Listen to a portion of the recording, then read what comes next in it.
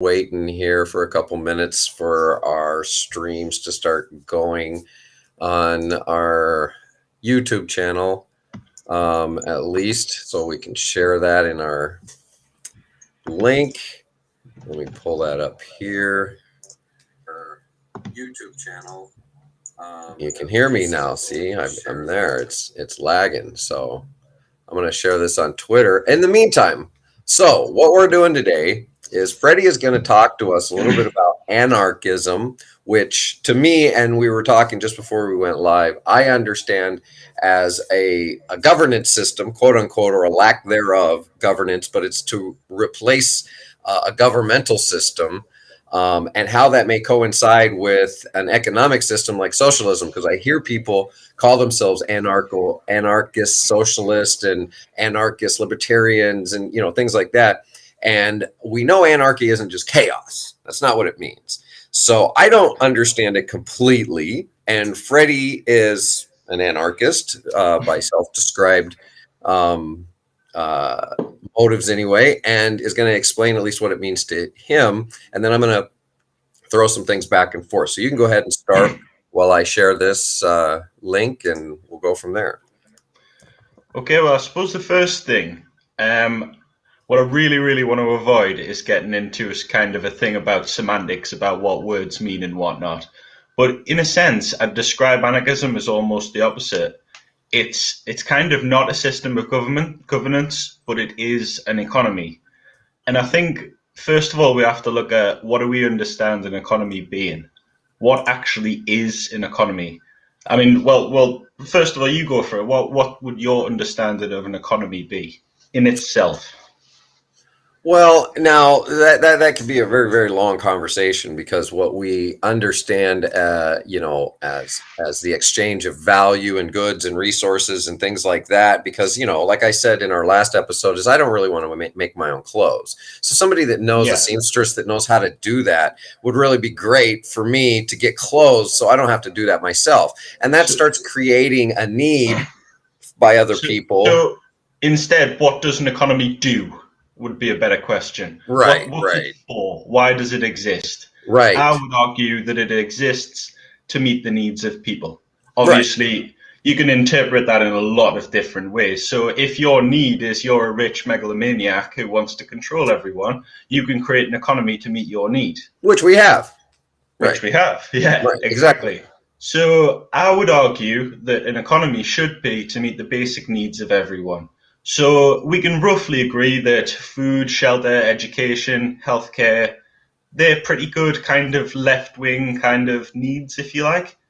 So if an economy exists to provide those, then if you have an anarchist economy, if you like, it's not set up in any particular way, but actually it is set up in a very, very specific way. It's set up just to meet those needs. That's it.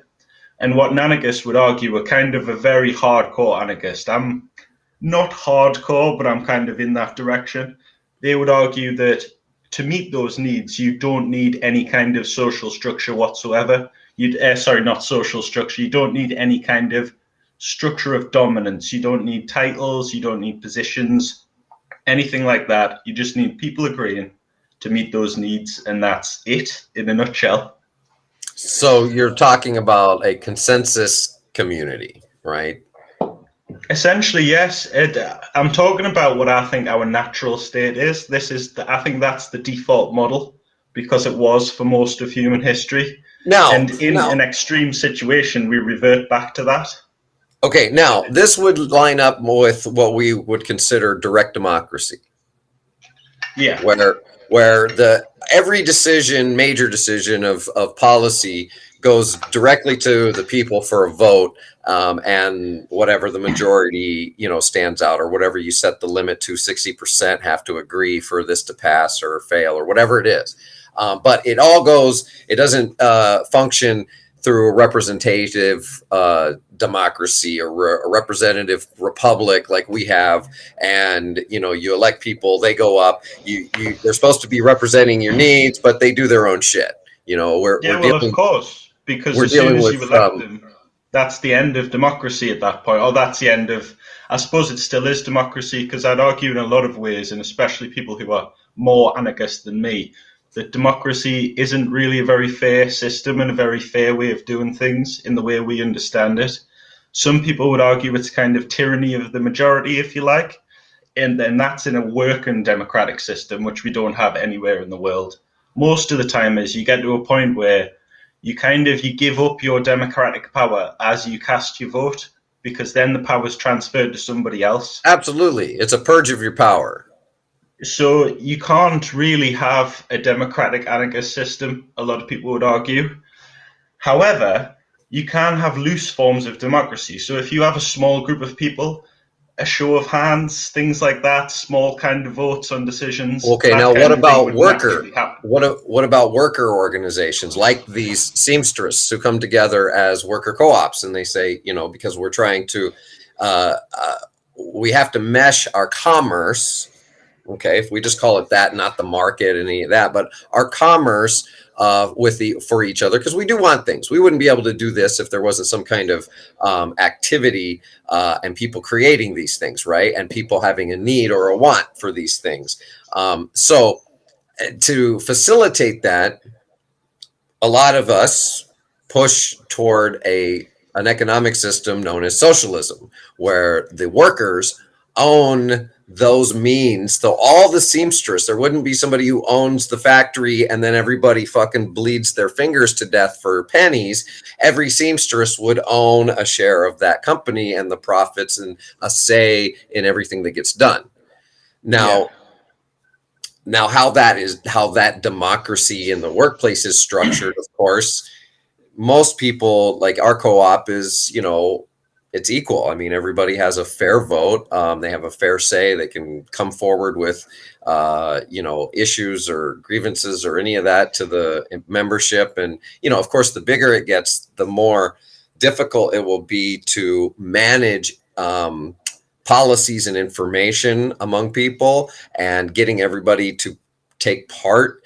And, a lot of places say it's mandatory.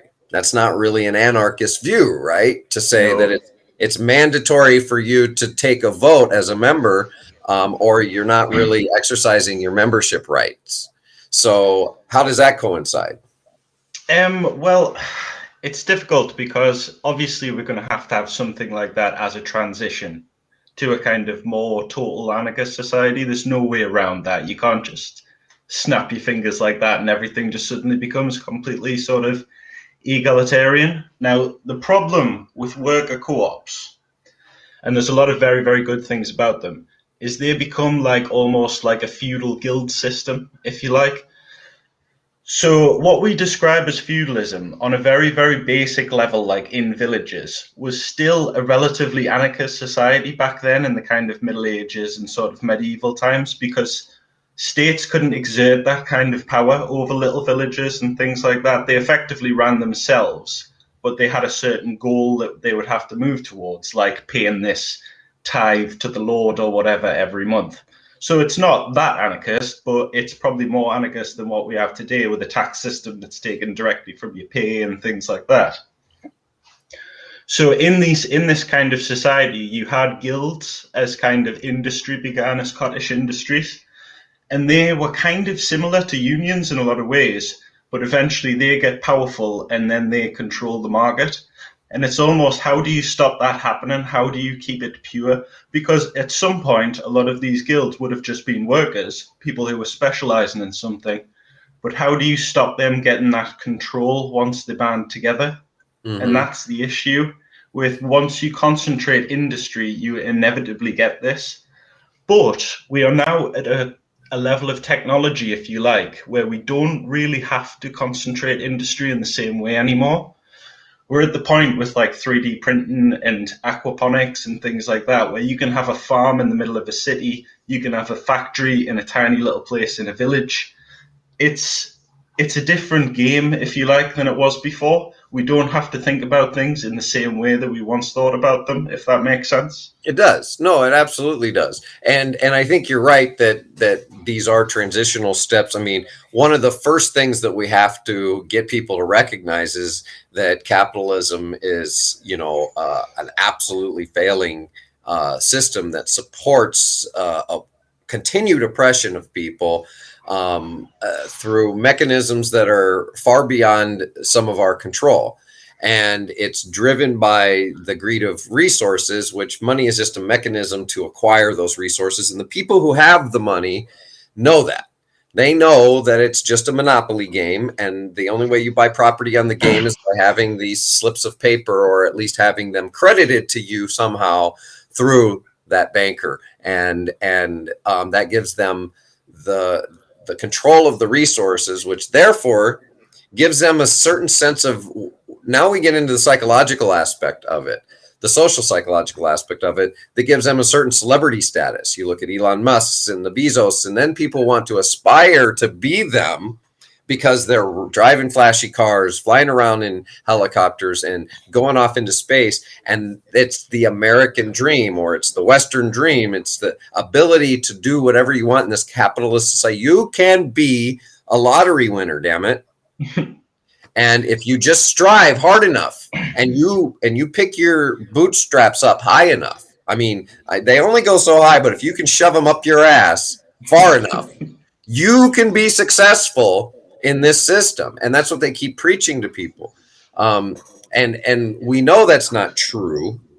So when we look at the alternatives, of course, we talked about the Venus Project before, where, it's basically just that. I mean, we have center hubs of communities. They construct a lot of the Venus Project is more about how society operates, like circular cities and things like that, because it's very on a technological level, isn't it? Yeah, humans kind of level. But right. It doesn't talk so much more about the ideological levels, the governances of things like that. Just more of like how we can actually structure society so that our resources are being used properly.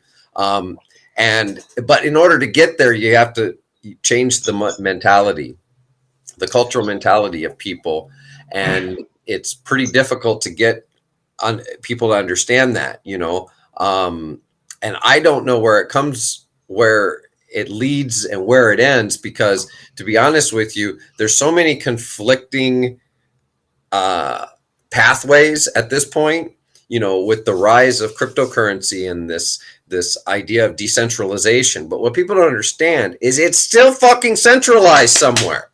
The developers of these cryptocurrencies are making billions in the fiat currency that they say is no longer valuable because of their cryptocurrency. They exchange it for, there's no wealth. They can't exchange it for goods and services until somebody is willing to accept it. It's obvious that people are going to look for things like Bitcoin and stuff like that because of the success stories. It's what you mentioned about looking at people like Elon Musk. Everyone wants to be like them.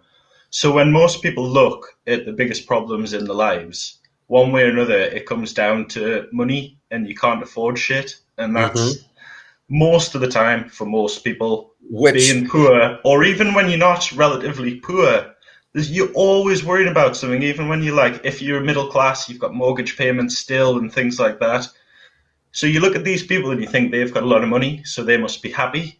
Right. Do they look happy? They look like they're having fun. But do these billionaires look happy? They don't in the slightest. They look fucking miserable. They look psychotic, to be honest. There's a saying that I came up with back when I was 21. I wrote this essay called Ripples in the Pond. And one of the things in it was a question that said, who is richer? He who is content with sustenance, or he who sustains his contentment for more? Yeah. So when somebody is continually, and I worked for a landlord that was that way. He was always constantly, he couldn't be content with a certain level of lifestyle, which was very, very well in comparison to everybody else in society. He had to keep dominating, and he didn't extend that to his employees. He went on 2-month vacations and made everybody stop working because he wasn't there to babysit and micromanage, right? That's the kind of guy that he was. And this idea that you never really attain enough is a constant anxiety and stress, which is an addiction. to continue grabbing onto these things. And you know, it's no secret that I've had my success with a day. As a matter of fact, today's the 12th, right? Yeah, this is my 15th anniversary of being free from alcohol, September 12th. Oh, So, congratulations.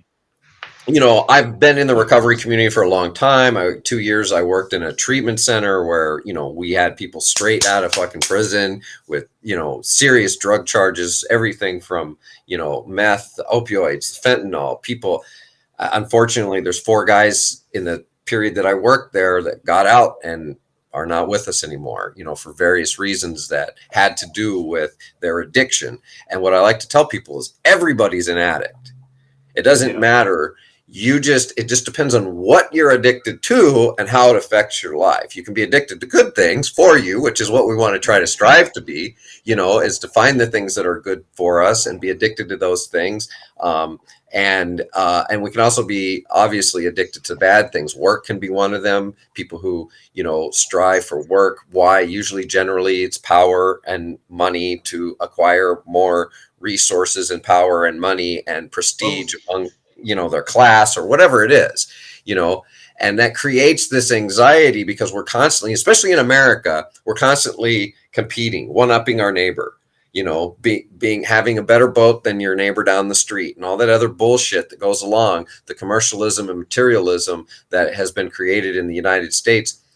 And now that we have more, and I think that the white culture that embraces that is the one that's benefited the most from the economy, and they're the ones that have the house and the boat, and they're like, what are you guys bitching about? Everything is fine. I think it's in a lot of ways that kind of brings it back to anarchism nicely.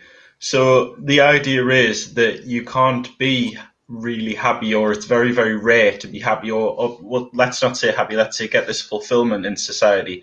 I mean, I suppose anarchism has a more, for the sake of argument, let's call it a more spiritual element to it.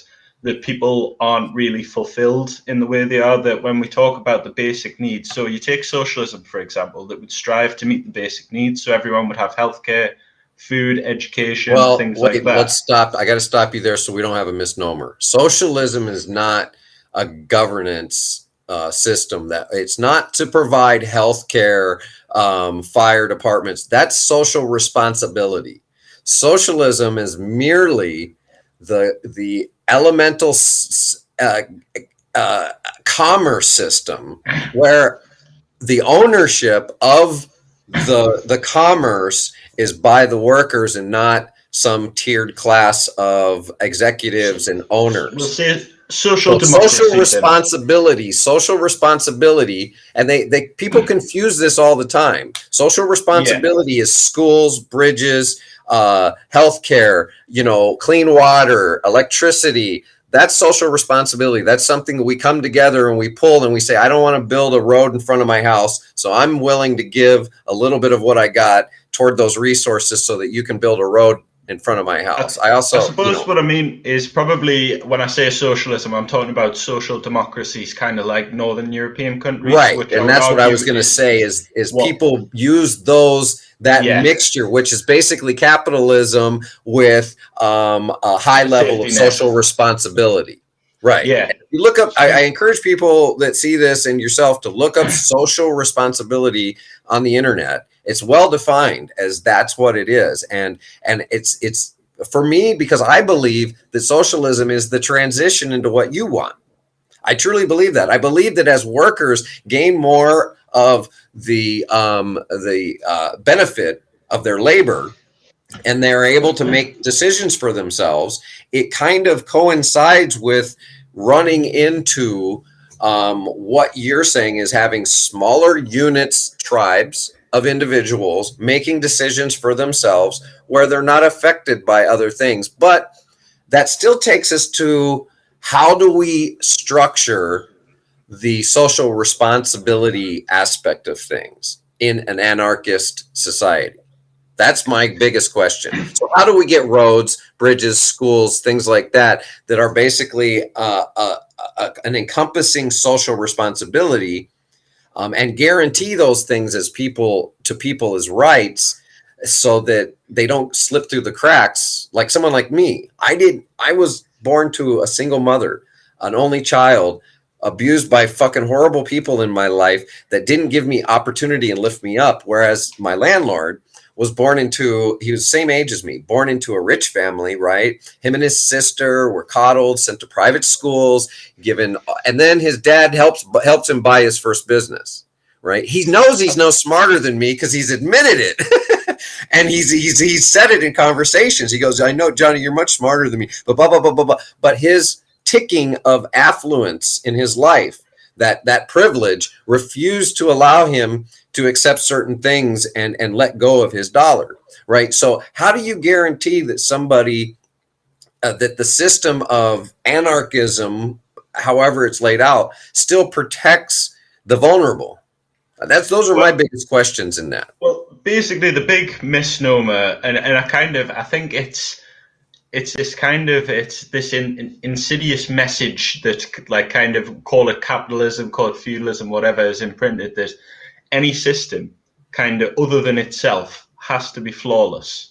Whereas what anarchism effectively offers is, it would say, this is a system which is better than the current one we have. This is a system in which far, far fewer, by a staggering majority, far fewer people would ever fall through the cracks. Some people would, and there would be no state mechanism to stop that. It would be up to the community, and some communities wouldn't stop that. And that's the truth. And any anarchist that says otherwise is bullshit. No, and I'm not questioning that. I'm not saying it has to be flawless by any means, and I'm not suggesting that. I'm a logistics guy.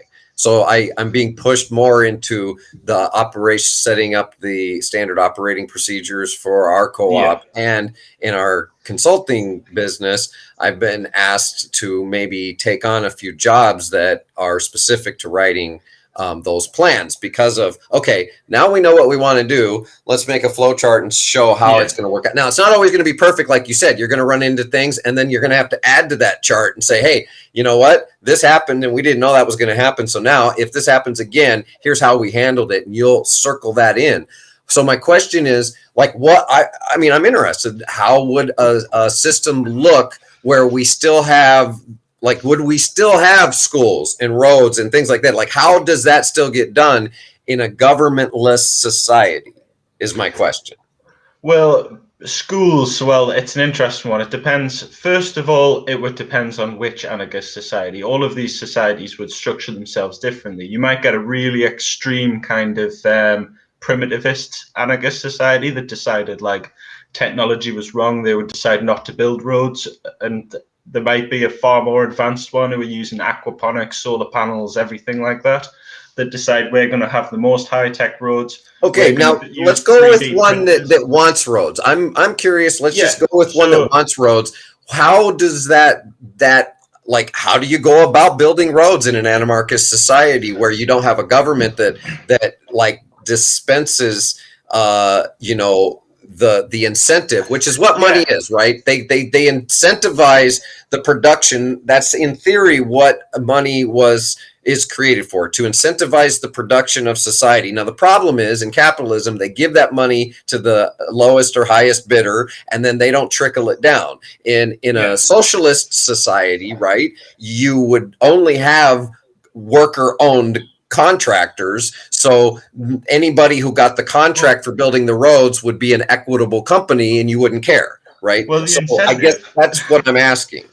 The incentive is that everybody in the community uses the road.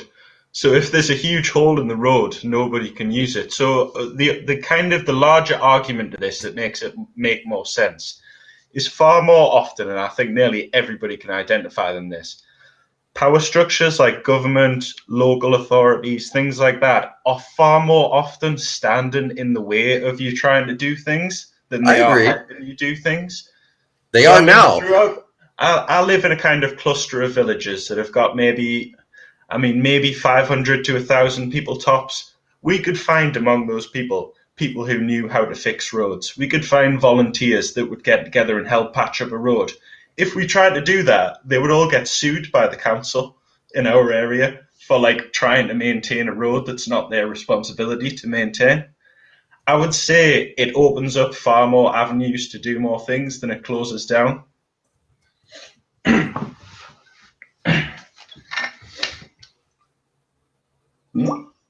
Are you still with me there, Yeah, Jenny? I'm here. I'm Oh, here. yeah. I'm just I'm looking over at Twitter. But yeah, I agree. So like I mean, because I'm not opposed to this, I'm just like I said, trying to work out the logistics of not only the plausibility of it, but the possibility of it with its introduction into people, because people will welcome freedom, especially in the United States. The right, that's all they're about. At least they say they are. The problem is they use the government to impose their will on everybody else, like anti-abortion laws. We just had that happen in Texas. I don't know if you follow much Yeah, United I've been States. following that. Okay. Yeah. And also, like you said, they stand in the way of things. There's a $3.5 trillion spending bill that's supposed to address things that need to be done in the United States, bridges, schools, things like that, as well as, COVID relief, whatever. The money, spend the shit. It's not, doesn't need to be paid back.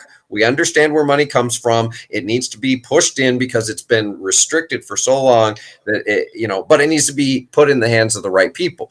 Now, there's a politician, Joe Manchin, who's a Democrat, who all have power, who is holding up the process. He's a Republican by all means, by all shakes, by everything. He sides with them on just about everything. And there's another one,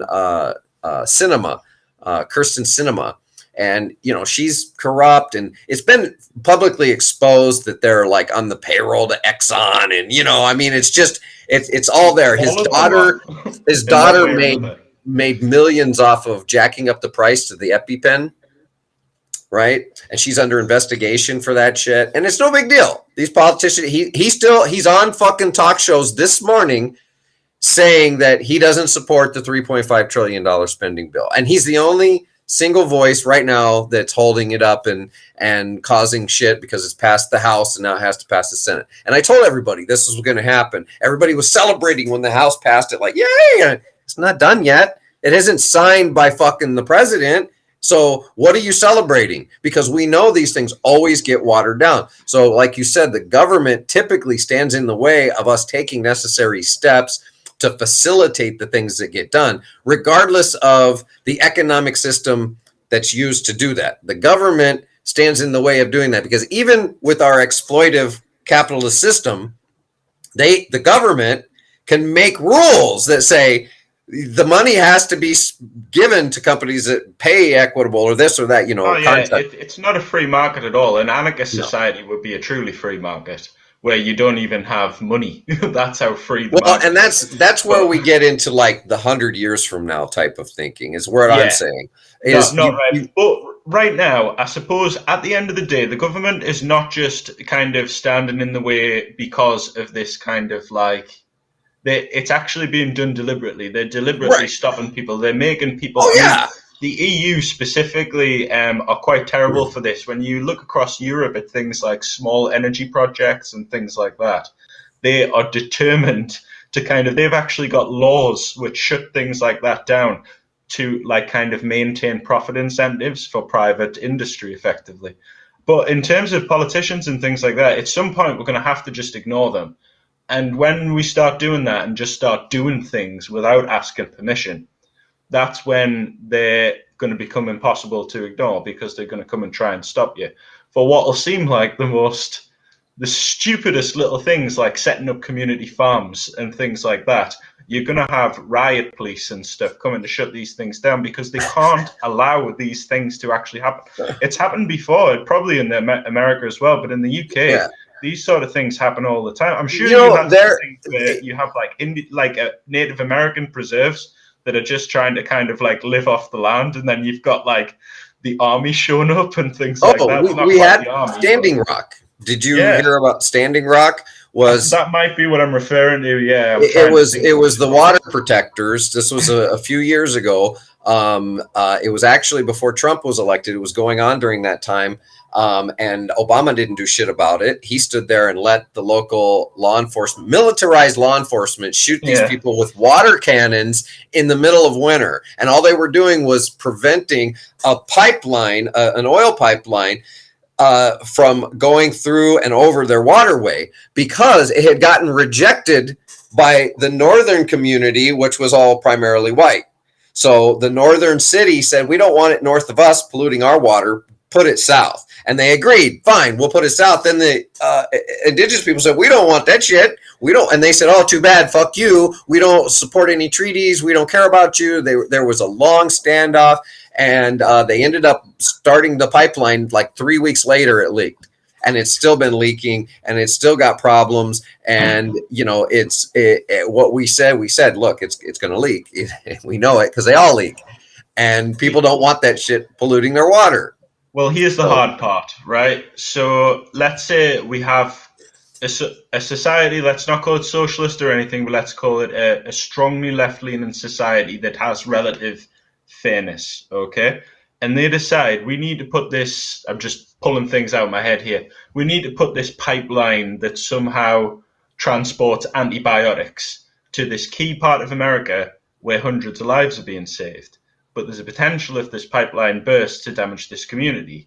So an anarchist community would argue that it is ultimately up to that community, and even if there is some kind of greater moral authority that someone can come up with, that never trumps that community's governance of itself. And that is the real key and the real difference, and why it becomes incompatible with some left-wing ideologies. I think that you're going to find a lot of support in that for that thinking when it comes. See, the problem is in the United States anyway, because we're so big, right? We have 50 fucking states, which are like countries in and of themselves. Many of them are, right? Some of them are kind of really, really small in relation, but you know, we've got at least 10 states that are country size in relation to like Europe. You know, I mean, they dwarf some of the countries over in Europe population wise. So our states alone are supposed to act as independent but they can and they can't when it comes to certain what we've called in the United States inalienable rights that have been outlined in our Constitution, right? So in an anarchist society, where or is there any of that blanket protection, or is it just up to you to fucking skedaddle out of the tribe you're in if you don't like it and go find one that more suits you? And if so, how do you protect, or do you not just give a fuck about vulnerable people in those oppressive tribes of anarchism who won't let those people out? Who won't let those people? Do you have any kind of thought or human humanitarianism toward that? Does anarchism and humanitarianism go hand in hand? Because if you're just letting people do whatever the fuck they want and live in a tribe and make their own rules and have no kind of oversight, which I get it. I mean, I that's fine, because having greater oversight doesn't necessarily help. But we see what happens in even countries where that kind of oppressive behavior, okay, and then other countries come and say, hey man, you can't keep fucking starving these people and mistreating these people. There's millions of people in Yemen dying. We need to save them. You know, you see that, right? So yeah. How would an anarchist society view the oppression and let's say there's an anarchist, let's say the United States turns anarchist society and all the cities are their own anarchist tribes, for lack of better terms, okay? And cities in and of themselves, some cities, by the way, are as big as some countries in Europe, okay? Yep. LA, Chicago, Houston, I don't know how big Houston is, but they're pretty big. New York, of course, pretty big cities, Miami, they have huge populations. So let's say one of them down south starts up fucking slavery again. And they start fucking strapping up black people, and anywhere they grab them, they say, you're a slave now. Now, how and just imagine the whole United States is anarchist. We've reached that. The government's destroyed, and we're accepting this ideology that people are gonna, make up their own rules, and even in their own cities, of course. There's boroughs and areas where people are going to branch off and say, no, we don't do things according to this and this. So where oppression steps in, where does that fit into the anarchist society? Well, As a very, very short answer, it doesn't. I mean, it's a big, multifaceted question in a lot of ways. So one of the aspects is how does the community itself deal with oppressive forces? Another one is how does a community repel oppressive forces? And another would be how do other communities, what kind of responsibility do other communities have to each other in terms of oppressive forces? So, very quickly dealing with the first one, a misunderstanding about anarchism is that there's no point at which a community can exert dominance. The only time they can is when somebody is trying to dominate somebody else. So, if somebody's trying to murder someone, attack somebody, rape somebody, something like that. And I would argue it's a moral duty for people to act and stop that action.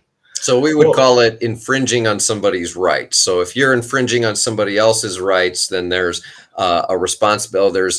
There's a duty of the community to therefore stop you and say you don't have a right to infringe on other. That's where your rights stop. Is you don't have a right to infringe on somebody else's rights. Yeah, but I suppose a very, very large part about anarchism is a kind of a faith that some people would call misguided, but a faith in humanity, that when cultures begin to organize themselves, a lot of these problems stop existing. Now, the example you kind of give with countries when suddenly society collapses, that's not really an anarchist, that's a society suddenly plunged into anarchy, which is a very, very different thing than a Well, kind of I an was just organic. I didn't Yeah, mean it that way. I meant well, let's accept your anarchist vision, and let's say the United States is there, and the yeah. cities So you or get a so forth. state. So The how is the state. governance process work? Is kind of what, like I Yeah. said, like oppression and things like that. So one state decides it wants to start slavery again. So at that point, it's not an anarchist state anymore because it wants to exert dominance. So it's essentially it's the question really comes back to the second one is how does anarchism defend itself? That is a very, very difficult question. The answer Okay, is and that's a good way it of putting. can't. But who can defend themselves in this? So that you've So only let's got say basically they fail. two or three countries who can defend themselves. What I would argue, if you have this kind of imaginary place where anarchism becomes possible, I would argue that, well, what would you do in one of those other states? I mean, you'd be taking to the streets going, our state should go down and stop that state doing that. Let's see which other states will help us go and do that. I mean, once you get Okay, to that point, you're forming back into countries and things like that. You're going in the wrong direction with it. okay. So that's kind of my question is so that basically, um, if if an area territory started enacting oppressive, a neighboring society started enacting oppressive behaviors, and it lost its anarchist status, as you said, which Yeah. because it didn't defend it, then would any of the surrounding anarchist societies feel any obligation or be impelled to stop that, because it would go against what you, it's like this constant Yeah. paradox. You I can't mean, exert it's power. And the other question I have is there any kind of documentation in, let's say, in the small society, right, the local society, is there any kind of documentation that outlines what people's rights are so that people don't infringe on other people's rights, so that the yeah, society doesn't come together and say, hey, you can't do this because it infringes on people's rights, you can't do this, it's exerting dominance, you can't do this. There has to be like a placard, a definition for people, which then turns into laws, which is yeah. basically what that is, which kind of defeats the purpose of anarchism, right? So it's this Hang constant on then. paradox. Let us tackle some of these. Right. See, I knew this So would be a good conversation, though, right. Okay. So and we might go the on to whole next point, week with it. man, you're going to think that I'm totally dodging this question, but it is No, important. So the idea is there is a reason society suddenly start doing shit like slavery, and in an anarchist society, these reasons would be largely taken away. We talked last time about the idea of how these original kind of civilizations formed with basically the one guy who kind of it starts with one person who wants to exert dominance and he gets away with it. And for most of human history, that one guy didn't get away with it, but eventually, probability wise, he will at some point. But I don't think that's a good enough reason to not do it, because it has that fragility in it that could happen at some point. I think that we'd give it a go because it's so much better than the system we have at the moment. And it doesn't have some of the larger problems that with some of the other suggested systems that kind of make it come back to the same model. But I get what you're saying. How do you kind of enforce the laws, if you like? And what I'm making what sounds like a very weak argument, that when people's needs are met and they feel like they have a say in society, they don't want to do things like enslave people. They don't want to steal from people. True. That's They not a might still cop want to out. kill I people. agree with that. I do agree with that. Now the question would go back: how do their needs get met without any kind of regulation? If people are, because there's, how do you protect against the greedy, right? Because if we're kind of, we have, just resources, and there's always going to be that guy who wants to grab more than the other people, and he's going to use his reasons. And so how does the tribe effectively protect itself against something like that? And say, I understand, like in our co-op, we try to be welcoming, and we don't have any dominate forces. I talk a lot, other people's don't talk so much. So, but I always express that's not a matter of dominance. That's just, I'm sharing my ideas and thoughts and whatever. Right. And everybody's free to. So,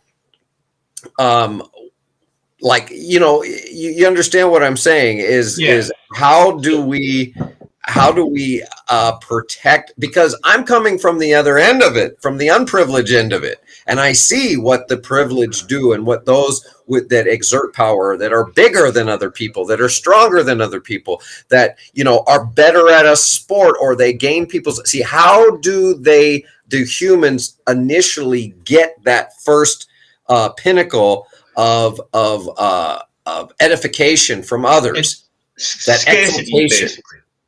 Scarcity in some sense, but scarcity is a little bit kind of misunderstood in kind of history and anthropology. So the idea that we have this kind of inbuilt thing in our brains for scarcity, that we need to hoard as much as we can all the time.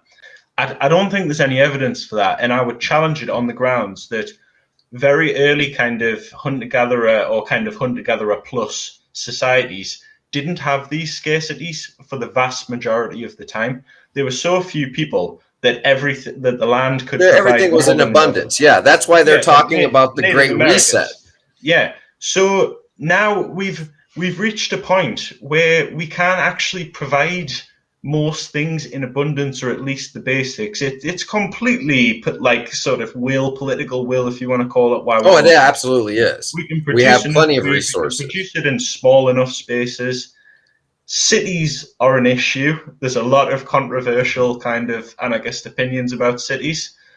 Some kind of more scientific anarchists would argue that with things like aquaponics, food production, and things like that, cities can be turned into gardens. Other anarchists literally say that we should literally dismantle cities and kind of return to a sort of more spread out.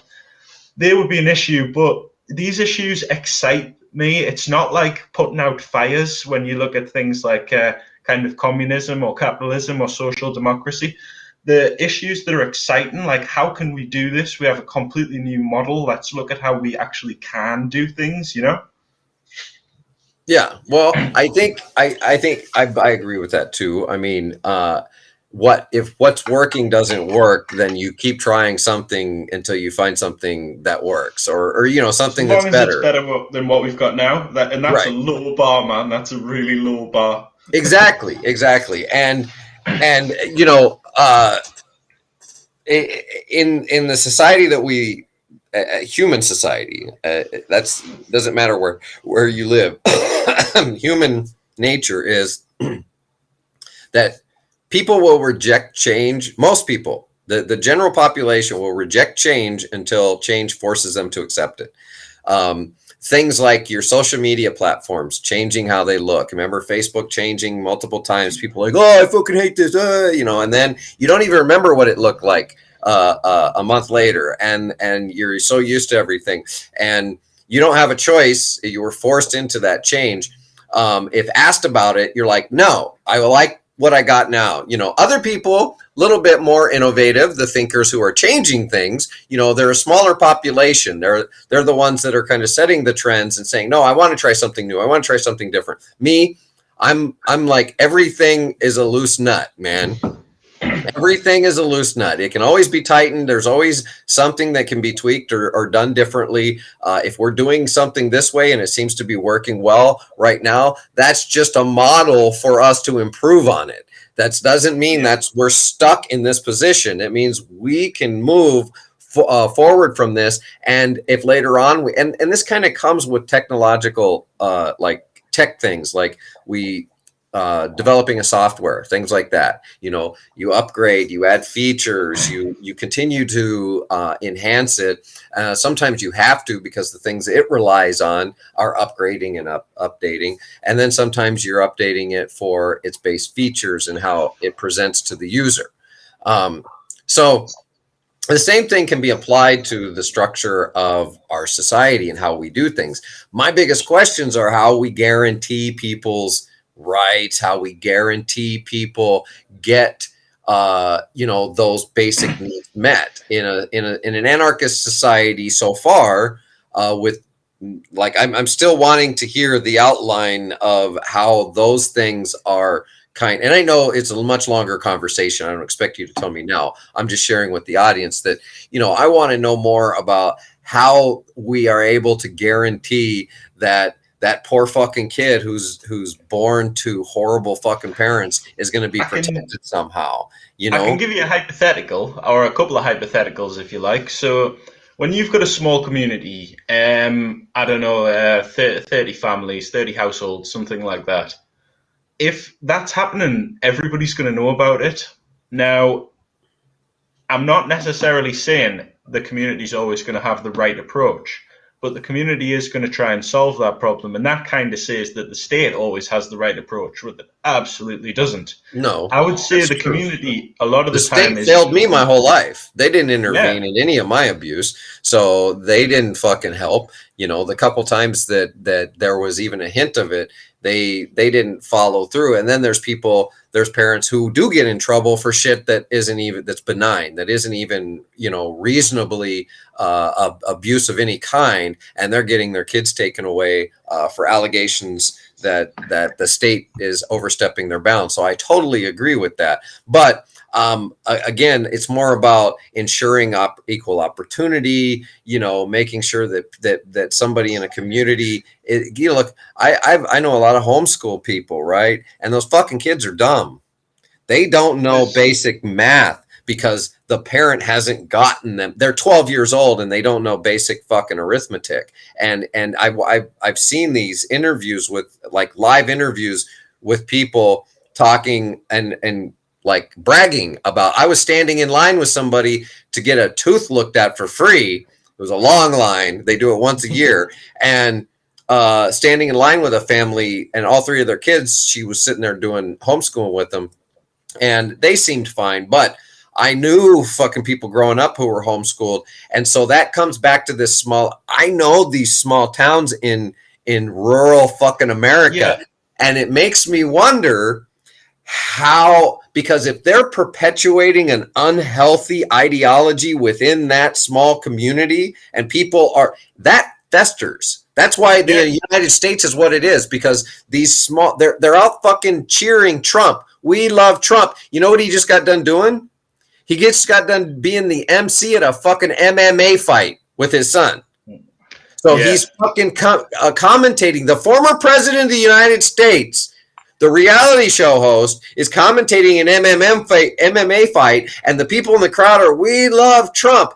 We're fucking due for another rollover in this country, because that mentality, that fucking, and I don't care if people like NASCAR and fucking pro wrestling, I'm gonna hit them. But NASCAR, pro wrestling, yeehaw fucking mentality that has spread even further and become more bolsterous because of Trump is something that I can't see ever living next to and allowing and saying, oh yeah, that's cool, you guys go ahead and do that. And you let your kids fucking think the things that you're thinking and then spread out and maybe move to another anarchist society and start festering and feeding that. And then you say, well, you got to protect your societies. I see to some degree, without the government's involvement in regulations and oversight, I see that tribalism as a huge part of the disconnect in the United States, where these small communities that are detached from fucking diversity, they're detached from the real struggles of people that don't get food. They don't give a shit. They couldn't get a president in an anarchist society, though, and that would be one of the strengths of an anarchist society, because people with those extreme ideas can't ever get to a position where they're in charge of everybody else, because the one kind of thing that everybody or most people is united in is that we don't have a government anymore in an anarchist society. Yeah, but the idea of, if you take the homeschool person, how many people who come out of the normal school system still can't do basic arithmetic and things like that? No, I know. You're absolutely right. A failing across all of society. And so here's my point now, is that I see that humans, that I don't even know, I don't know that is the answer overall in the totality of the human race, because I see that used to be. I mean, we used to have an anarchist society, and then what happened was they broke from their own freedoms within because dominance started rearing its head, and then they began festering and infesting other communities, conquering, dominating, and then if we go back to an anarchist society, how long is that going to last? Maybe 100, 200 years until, again, those same groups. So my question is, how, I guess, to the second part is, how do you do number two? How do you really protect anarchism? How do you sustain it, if you like? Well, the idea is you sustain it as long as possible, because that's going to be... Because what society... No, I get it. Yeah. Humans are a fucked up bunch. I mean, we're just always going to go in and out of different systems. You do it as long as you can. And then when you're not doing it, you try to get back to it. And that's essentially what it is. But then there's other arguments for that we've... First of all, this is the first time we've had a go at building civilization. So if our global civilization collapses and we go back to anarchy, and we like it... there's a good chance we'll remember and teach our kids not to do that. And yeah, maybe generations down the line they stop. But there's also a very strong kind of scientific argument that a lot of the things we did to create a technological global civilization, a lot of those materials just aren't in the ground anymore and just won't replenish fast enough. We wouldn't, if we were suddenly kind of set back by, I don't know, climate change, something like that, we don't have the same things to rebuild with that we did before. Mm-hmm. It's, again, I'm not saying I want some kind of biblical flood, but... No, but you're absolutely right. To something like that. You're absolutely right. We've wasted so many resources on the Industrial Revolution that could have been put toward, creating a sustainable, renewable society already, that it's going to be, and that's why there's this talk of the Great Reset, right? Is that, and I mean, people call it a conspiracy theory. I don't think it's that far-fetched that the elite secret societies want to get rid of billions of fucking people so that they can re-alter the society for their select few, and then have that managerial class left over who was loyal to them, their lieutenants, right? And there will be a smaller class of what they look at as social parasites trying to gobble up the resources that they have worked so hard for, and I don't find that to be, the New World Order shit. And I don't find that to be huge conspiracy theories. I mean, I think of, God, if I was this big multi-billionaire invited to these meetings with Oprah and Bill Gates and shit, what would they be saying, man? I'm sure they have their plans laid out about how they think what is best for society. And then they use their power through politics to get those agendas done. No, I'll agree in that sense. I wouldn't put that past these fuckers at all. Mm-mm. I would think that they would I mean, try I and do don't know something how like that. coordinated What? it is really, but I do Yes, think that that's it's my definite. thing. Is the Yeah, coordination is I just don't think they could get along for long enough over right. something like that. What I do think they can, what I think the Great Reset or whatever you want to call it probably is they basically want to they want to take away property from everybody under basically a certain amount of money. I think that's very plausible and something they could all agree They're on already and doing rent it. everything back to us. So we reach a point where nobody owns anything anymore. And I don't really think that study that's quite wide open. I mean, it's this billionaires quite openly talking about things like that. Yeah, I they're don't even doing it think right that's a now. not BlackRock. necessarily population control or things like that, although they are into things like eugenics and stuff, but they are openly talking about going to a society where everything's rented. And if you look, it's getting to the point where everything is rented already. Well, your property that you own in the United States, you don't own because you pay taxes on it. So it's rented anyway. Yeah, it's the same in the UK. We have Because if you something don't called pay your taxes, what can they do? yeah, they're going to arrest you. No, they're Yeah, not only arrest you, if you don't pay your property taxes, what can they do? yeah, they'll They can take your seize your property. fucking property and they Yeah. can sell it on the open market for your back taxes. So Oh, it's worse in basically, the UK. In the UK, basically you're renting your property from the government every year anyway through the tax. I know your tax system is completely different, well, so we won't go we into have it that now. similar. It's called council tax. They dress it up as a local tax so people kind of feel better about paying it. But in the UK, nobody actually owns anything. Mhm. So with property, we have what's called freehold property, which is about the closest to ownership you can get, where that's like what people classically understand as owning property. But that property can still be taken away by, well, what's referred to as the crown, but it's the Mhm. state effectively. Mhm. So any property can be seized by the state at any point, and it's kind of well documented in our legal processes that nobody in the UK, no citizen owns property.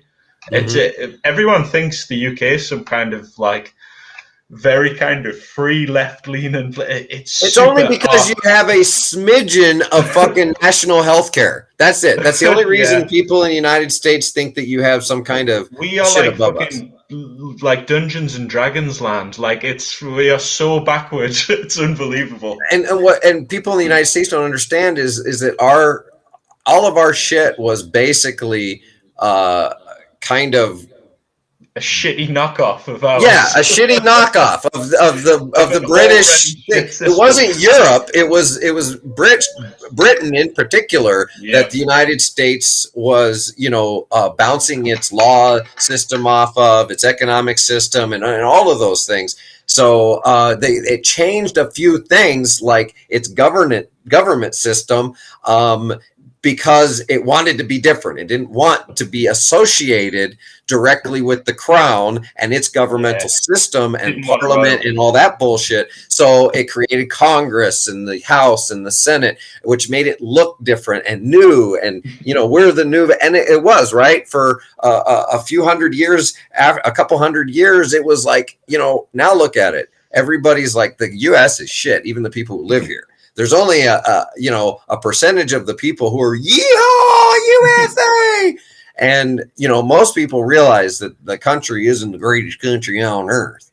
It just isn't. It ranks low in all of the main things that a country is judged by. Supposed to do. Yeah, and because the government, as far as I'm concerned, the only responsibility of the government, if we're to support a governmental system, is to outline those inalienable protections, those rights that each person is entitled to, right? That nobody can take away. So no little tribe in Chicago can take that right away from you.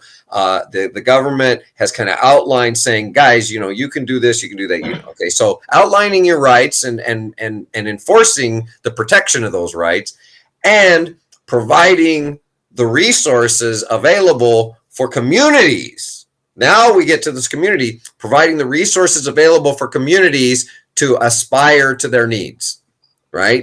I agree. I absolutely agree. I think there should be some entity which could do that, some kind of omnipotent kind of It benevolent would be entity great. We that would be don't. We've able. never I seen just it, but yeah. as an anarchist, I just think governments would be the worst possible thing to do that, and I No, don't you're think right. we I'm just can. saying that in my mind, when you define government to me and its Yeah, responsibilities, that's what I see a government is only supposed to do. They're not supposed it to do this is. other Yeah, bullshit. They're not, by providing the resources, I mean, if it's a monetary system, then you provide to the lowest common denominator first. You don't fucking give us trickle down shit. You make sure that the systems are working right. That's the only responsibility of a government. When we start getting into this other shit, let states do things. Again, where we run into the problem with states and locals is when they start oppressing the rights and infringing on the rights of others. This is what we're doing with Texas and abortion, right? So now you have to decide, well, who is the bigger community to say that this is wrong? And one company is giving people relocation costs to get the fuck out of Texas. I can't remember who it was. They said, yeah. I mean, go ahead. Texas isn't a community. Like you can't have a community past a certain size. I think if anarchism happens, you wouldn't have city-sized communities. Cities would have thousands of communities, possibly even millions in some of the Right. larger cities So on Earth. what would your number be on a community? I'd probably say somewhere in the region of 30 to 50 households. Some people say a So lot more. Some people say a 150 lot less. people. Remember we said this before? I told you 150 people is about the average amount of truly interactive kind of Yeah, relationships a person can I'd agree with have. that. And Hundreds or 150. everybody, and you might, yeah. And so, I mean, yeah, give or take. I mean, it's not a hard number of, I know nobody, 150. I know, I work with 200. I know every one of them. Yeah, I get it. Yeah. But as far as like, manageable size of community, that kind of number has been thrown out on various different occasions and different things I've read. And it seems reasonable, right? We talked about the amount of people, on social media or that are following you or this or that. And do you really interact with all of them? It's like the same Yeah, 10 yeah. fucking people. And, and so I kind of agree with that. And I still would like to see, I don't know in your definition how this works. Like, how do we guarantee that provision? That's the second part. So we understand that we can protect people's individual rights on an anarchist level and the community level.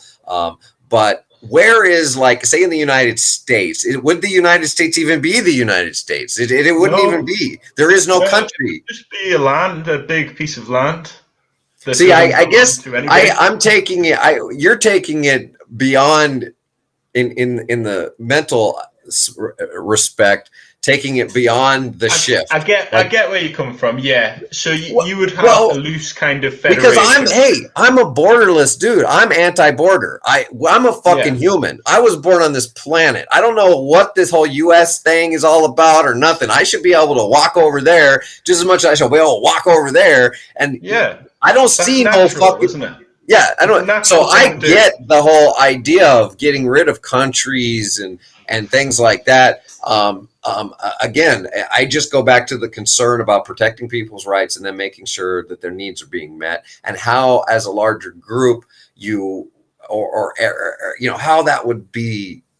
Like, I just want that answer. Like, I want the scenario. Like, somebody's being oppressive. What does that look like? How do people deal with that? And Okay, let's take a classic scenario that usually gets people very passionate is the wife beating scenario, the kind of the drunken husband beating his wife. So in a small communities, I'm not saying this is right. I'm saying it's something that didn't always solve it, but it sometimes solve it. How did these things used to get solved? Now, if you do that, you will then be arrested, and maybe rightly so. I'm not putting morals or ethics onto this, but communities will come up with solutions for the problems. We might not always like them, but at the moment, I think all they have to do is come up with more solutions than what the current system is coming up with. And at the moment, not only can we not protect our own citizens, we actually export death to other countries. Oh It's yeah, like yeah, yeah. we're going the opposite. We just I'm had not like September making an 11th anti-war yesterday. speech, but what I'm saying is that we not only kind of don't preserve life anyway or preserve safety in our country, we make other places unsafe. So even, yeah, things will slip through the cracks. They definitely will, and maybe that'll happen to a decent extent. But I can't imagine it happening anywhere near like the system we have at the moment, where we have cameras and government everywhere, but someone can be a woman who's being abused can be completely alone, sat in an apartment with hundreds of other people around her, and then she might as well be on the top of Mount Everest. You know, Yeah. it would So that wouldn't happen in a community to the same extent a proper community. So how would this would be the big question? How would you transition the current society into an anarchist society? Because you have people like how do you get people's needs met to the point that they don't want to rob, steal, kill? What about rapists? What about what about people that are violent I people know what at the, I'd do like with I'm them. asking how would we like transition into something like this where you have a great deal of crime, not poverty based crime, violent based crime. How Yeah, do it you would still deal with that? exist. So, I Right. mean, well, I'm not going to sugarcoat it or deny it. What I can tell you, what I would do. Every community would decide a different way. I'm very conservative when it comes to crime and punishment for things like rape. I would basically, as a community, I would execute rapists because I think to do that, that's one of the few crimes that I would say you probably deserve to die on that. I think a community, yeah, there'll be people wrongly accused. There's people wrongly accused in our society at the moment. There's people who get off with it. Maybe the other communities who aren't as kind of conservative towards those kind of crimes as I am would come up with another solution. They might do things like building prisons for rapists and things like that. So who Everything, investigates the crimes?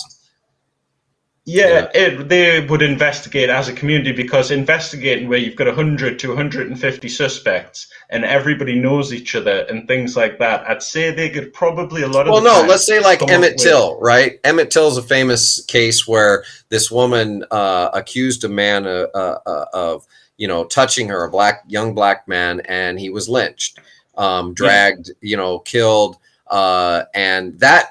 See, we had anarchist society in that respect in yeah, the United that will States happen. Yeah, I'm all not going to during Jim sugarcoat it. Crow because the white communities basically did whatever they wanted, and the black communities were subject to whatever the will was. So Yeah, in a respect in respects like that, my point is who does the investigation to try to find this individual, whether they're guilty or innocent, in an anarchist society. Some woman gets there's mad at a guy because he turns her down and she says he raped me, and then you say, okay, yeah. we got to execute him. It's like how does that process Yeah, play out?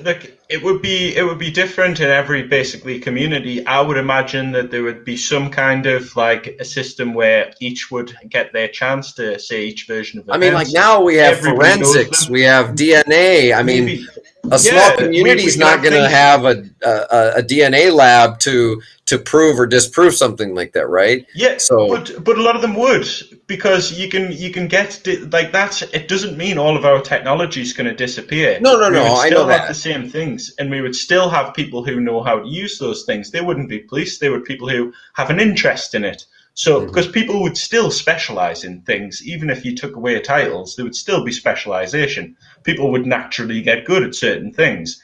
I think a lot of those things would still exist. There just wouldn't be the judiciary. There wouldn't be those titles. There wouldn't be anybody who could exert force on you because of their position. They could only be the will of the community who may very well elect someone to exert that force. But I don't mean in a kind of structured way. They might say, Bob, you're 6'5". You go and grab that guy and restrain him. The community there has elected somebody to do that. There's been no strict votes. There's been no kind of. Do you understand No, what I'm I trying to get say what you're by that? saying. Is you I'm will just get, trying to but conceptualize it. back to the kind of the lynching idea or the idea with the woman again. Those two examples come from a society that where you already have hierarchies in place. So you have one group that's dominant over the other. So you can argue that that situation has arose because a hierarchy still exists, and without Okay, but that that takes me hierarchy, back to like I'm asking, how do we transition where we have this broken system? How do we transition from a dominant law structure with prisons and the yeah. jury system and all of this to, you know, not society collapsing, but we're saying, hey, we're going to try it different. Here's how we're going to do it. You guys deal with things locally. It's just I don't see any way. How do you like seriously, you know, I, like what would be the steps? Because I would think the first steps before removing any protections for people, which we know that the current system isn't, I mean, you know, I'm using that term loosely, Yeah. but the first thing would be that we would have to somehow reach that, get rid of Stop it being the inequality. purge. Well, we'd have to reach in, lift up inequality and have those needs met so that people, first of all, we know that's going to cut down on crime. We already know that. We fucking know when people are more No, educated and have their needs met, and they're less likely to engage in criminal activities or activities that are harmful to society. Let's put it that way. Okay, so because yeah. criminal and harmful to society are two different things. What we deem as criminal, like smoking a joint, is not harmful to society. So, but deemed activities that are harmful to others, right? They're less likely to engage in those activities if they have their needs met. They're educated on what their opportunities are, and you know, they know that they're part of something bigger, whatever the case is, and they're not hungry. Right, that's starvation is a motivating factor in crime. So Yeah, it really is. I would think that first addressing getting their needs met first, and then how do you go about doing that before you start stripping away any kind of what we've considered social protections, like, you know, police, things like that, Basically, or just the do law it. system. So see what in your immediate community, see what needs to be done and organize people to do it. I think the stripping away of rules will just happen organically. You see, this system, I kind of get what you're saying is the kind of the socialist type policies would move us towards an anarchist system. And I agree with that. And I think that probably would have worked if we'd started in the 60s. Oh, I would have I loved it. think Yeah. we are heading to the kind of like not maybe not biblical, but certainly the kind of events with climate change that are going to facilitate big changes. I So I agree. I was think just thinking we're going to about be that before our called to talk. I was yeah, thinking that, you know, you look at the flood, you mentioned the flood, and you look at every so often in America, not American, in world history, the human race has faced drastic resets, if you will, where and whether you take a natural disaster like the flood, which is pretty well archaeologically documented that something yeah, of that proportion happened, whether you think it's biblical or just natural, like climate change, it doesn't matter. And then you look at pandemics that have wiped out millions of people, and the kind of, if you dig into the kind of there wasn't as much media as there is now.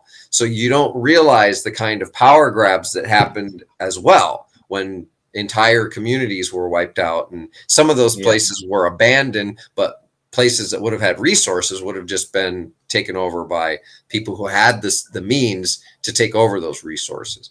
But there's been continual, like, it seems like every revolution of technology has brought with it some kind of mass extinction of humans, and done something negative to the planet as well. Well, basically, I'm trying to think of a nice way to sum it up because I've just realised it for the time there. I would say yes. So almost, what is our so all, our big technology, obviously being industry and things like that, is kind of seems to be bringing about our not extinction event, but obviously something that's going to massively set us back. I think that's very bad, and I would prefer it didn't happen, obviously. But I think I'm kind of optimistic about the opportunities that's going to bring to break out of these power structures that are, let's face it, that they're impossible to break out of without something like that. There is just no way. a people's movement, I don't think, could break out of these structures without help from something extremely major and dramatic. Well, and this is all just kind of moot anyway, because it dismisses the fact that we're just a slave race to aliens who have planted us here to turn the planet into a Death Star machine to fly through the universe and take over other star systems. I mean, it's all, this is a distraction from that reality. So, I mean, I don't know why we even bother with the clusterfuckers, because it's just a way for them to distract us from the real agenda that our government leaders are taken into a room and told by the alien master class what to do. And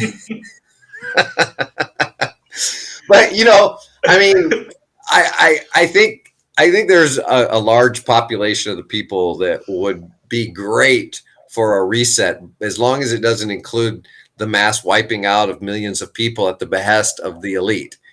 I'm down for resetting things and saying, hey, let's look at what we've learned.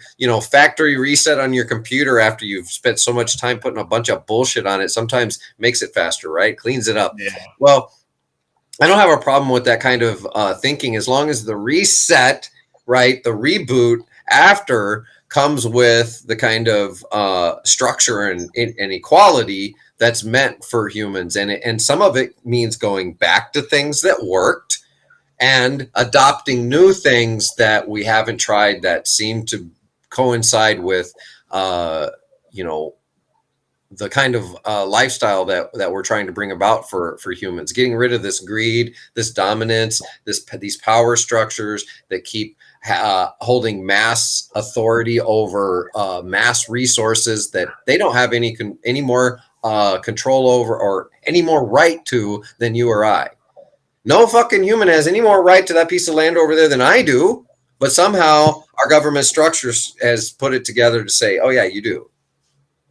So basically, you need the one thing that has as much power as them, and that's the planet. That's the one thing left. I don't even think the people can collectively work together to have as much power as them anymore. So I think if the planet doesn't kind of set the balance right for us, which we can hope it does, then yeah. But what will... I'm going to be optimistic. Here's the problem with the human race is the meek will always, and I've said this in many tweets, is that people exalt idols above them to rule over them, so that and then they turn around and bitch about the power that they have, and they always seek out someone else to do the job because they don't want to fucking think about making the decision about whether or not that guy raped that woman. So they just don't want to think about it. The thought of having to go through that information is just to them, and that seems to be the problem. The main problem that we have with the human race is that there's always this ebb and flow of concern versus selfishness. So, but they'll be good at other things though, and they'll leave that to people who want to make decisions. But what about the as this society collapses? Let's get out of the anarchist thing. Let's say as our society collapses, okay, and we don't have these other replacements for it, which is now the reality that we should be talking about, because that's where we're headed, right?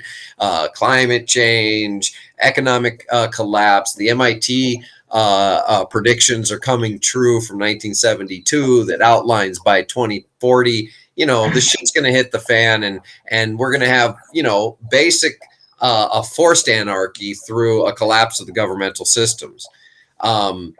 Will the meek, who should be the ones who inherit the earth and bring about this anarchist society, actually be able to do that? Because, I know anarchy doesn't mean pacifist, but it seems like the wrong people carry the guns and have the military might that it takes to enforce their will on other people. You understand? Because that's what happens in a collapsing society is the people with the threat of dominance will win out. And the wrong people in our country have the guns or that power, right? And so how do you shift that to the masses? I mean, there's more of the peaceful people, but they're too peaceful to stand up against the few. So you get the dynamics that we have in our human systems. It's always been this way. I'll say eventually they will, or they'll die, and that's pretty much. You know, I don't own a gun. I don't own a gun. I'm not opposed to gun ownership. I'm not. I'm not a. I wouldn't be a gun nut. You know, my son's more into guns, but I'm seriously considering getting some serious, you know, because you know, I've watched all the like zombie apocalypse, Che Guevara style, like, you know, hey, violent uprising. Don't pass this fence, and you don't get none of this shit. These is my eggs, because when shit collapses, the rednecks with the guns are going to be able to go and take other people's fucking milk and eggs and gasoline from them. Yeah, that's exactly what will happen. Yeah. If you don't have a way to fucking tell them no, you know. But I mean, yeah, I mean, I suppose my most pressing issue is that I don't really live in an anarchist society. In my households, we have a dictatorship where my girlfriend is the one in charge, and that's usually how it goes. Capital punishment. And because this stream has ran 20 minutes over, and I should have been making dinner already. See? So you got to start practicing what you preach. You got to start getting shit straight in your own household, boy. No, I'd need more than a gun for that. All right, well, so we'll take that up in our next episode, and definitely. we'll talk about how the small family unit can be restructured to enforce good social responsibility around the world. Cool. All right, man. Sounds well, good. We'll let you go then. It was a good talk, and I hope everybody enjoyed it. Please share, subscribe, whatever. We'll get around to maybe making a channel for this eventually. Yeah, that would be cool. Thanks, everyone, and thanks, Jenny. I'll see you later on.